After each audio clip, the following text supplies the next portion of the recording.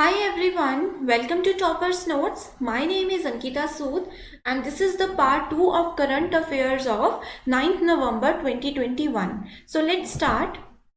The article we have is Hunger Conundrum. So global hunger index GHI की 2021 के report के according ये बताया गया है कि 116 कंट्रीज में से इंडिया को 101 पोजीशन पे रखा गया है एंड ये एक बहुत ही सीरियस कैटेगरी में काउंट किया गया है इंडिया को। बेसिकली इस इंडेक्स के according we have 5 categories. First is low, moderate, serious, alarming and extremely alarming. And countries को इन डिफरेंट कैटेगरीज में रखा जाता है उनकी भूखमरी के लेवल के अकॉर्डिंग। कुछ हाइलाइट्स है यहाँ पे, जैसे कि इस साल 20 मिलियन से भी ज़्यादा लोग ऐसे काउंट किए गए हैं इस इंडेक्स के अकॉर्डिंग जिन्होंने एक्सट्रीम लेवल पे फूड इनसिक्योरिटी को फेस किया है। एंड ये जो 20 मिलियन लोग हैं ये 55 कंट्रीज में से काउंट किए गए हैं। एंड ये रीज़न बताया जा रहा है कोविड-19 का। कोविड-19 की वजह से ऑलमोस्ट 5,20,000 पीपल जो हैं इस प्रॉब्लम को फेस कर रहे हैं। एक ओवरऑल रिजल्ट के अकॉर्डिंग ये भी पता लगाया है कि 11 people are likely dying every minute. इस वजह से हर मिनट एटलीस्ट 11 लोगों की मौत होती ही है। गवर्नमेंट ने कुछ इनिशिएटिव्स लिए हैं to curb poverty in India. First initiative है संसद आदर्श ग्राम योजना SAGY। इसमें गवर्नमेंट ने 2024 को टारगेट किया है एंड बताया है कि जितने भी रूरल डेवलपमेंट है, मिनिस्ट्री ऑफ रूरल डेवलपमेंट के अंडर ये स्कीम रखी गई है एंड उसमें बोला गया है कि हर एक घर में एटलीस्ट खाना प्रोवाइड करवाया जाना चाहिए। नेक्स्ट जो मिशन है वो है नेशनल रूरल लाइवलीहुड मिशन। ये डेवलप किया गया है मिनिस्ट्री ऑफ रूरल डेवलपमेंट के थ्रू। थर्ड इनिशिएटिव है Mahatma Gandhi national rural employment guarantee act. ये 2005 में मिनिस्ट्री ऑफ रूरल डेवलपमेंट के द्वारा इनिशिएट किया गया है एंड इसमें जितने भी विमेन्स हैं या जितने भी रूरल एरिया में लोग हैं जो कि अपने घर से काम करना चाहते हैं उसमें गवर्नमेंट उन्हें हेल्प करती है।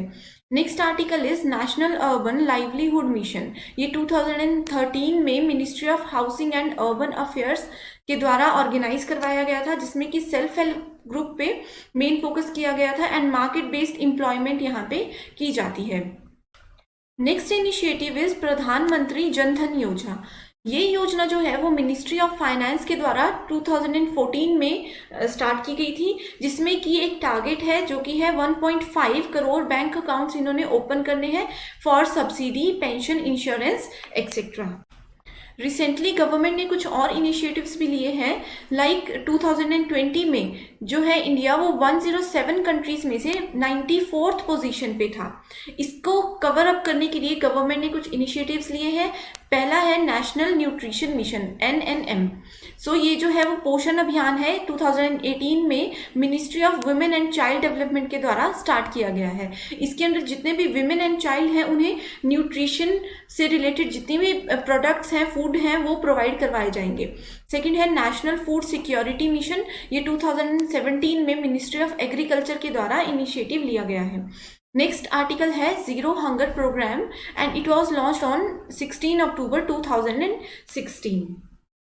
Next article we have is Haryana private sector quota law to take effect from January 15। Haryana government ने एक बिल पास किया है जिस बिल के हिसाब से 75% रिजर्वेशन मिलेगा वहाँ के लोकल कैंडिडेट्स को in every private sector. And ये लॉ जो है वो 15 जनवरी 2022 से लागू किया जाएगा।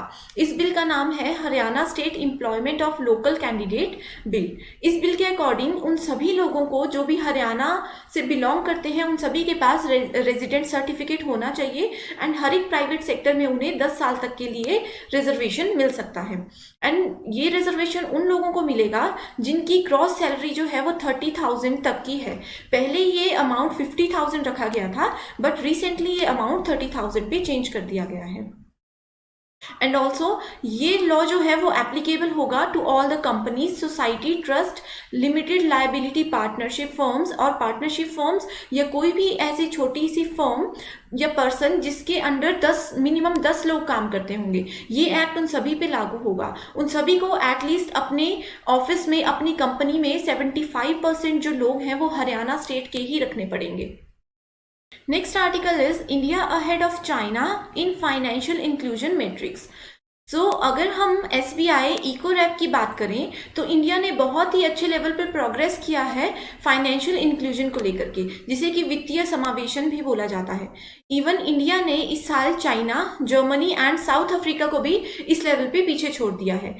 अगर प्रधानमंत्री जनधन योजना, digital infrastructure and usage of banking correspondent की अगर हम बात करें तो इसके अकॉर्डिंग इंडिया में जो बैंक ब्रांचेस है वो 14.7 पर 1 लाख अडल्ट इन 2021 हो चुकी है। एंड पहले ये जो रेंज थी 2015 में वो थी 13.6 ओनली। तो ये एक बहुत ही अच्छा लेवल है, बहुत ही हायर लेवल पे फाइनेंशियल इंक्लूजन हो रहा है इंडिया में। SBI की रिपोर्ट के अकॉर्डिंग ये बताया जा रहा है कि पिछले 7 सालों में फाइनेंशियल इंक्लूजन जो है वो बहुत अच्छे लेवल पे इंक्रीज हो रहा है। अक्टूबर 2021 की रिपोर्ट के अकॉर्डिंग ये रेंज जो है 43.7 करोड़ तक पहुंच चुकी है। तो फाइनेंशियल इंक्लूजन होता क्या है, ये जितनी भी गवर्नमेंट के द्वारा फाइनेंशियल सर्विसेज प्रोवाइड करवाई जाती है यूनिवर्सल लेवल पे, उनको किस तरह से हम लोग एक रीजनेबल कॉस्ट पे यूज कर सकते हैं, वो होता है financial inclusion. It include not only the banking products, सिर्फ बैंकिंग प्रोडक्ट्स इंक्लूड नहीं होते, इसमें इंश्योरेंस, इक्विटी प्रोडक्ट्स और जितनी भी बैंकिंग सर्विसेज होती हैं जैसे कि personal and other purposes, productivity, financial advisory services, bank accounts, ये जितनी भी चीजें होती हैं, इंश्योरेंस फैसिलिटीज, ये सभी इसमें इंक्लूड की जाती हैं।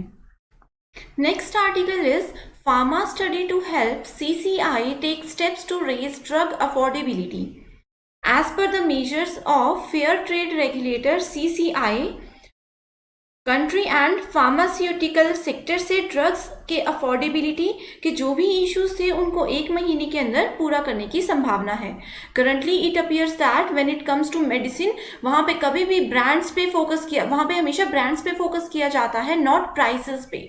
सो the study will identify measures to increase competition for ensuring affordability of their drugs, and the study has been initiated after observing issues such as lack of effective consumer choices. आज के लिए बस इतना ही। Thanks for watching.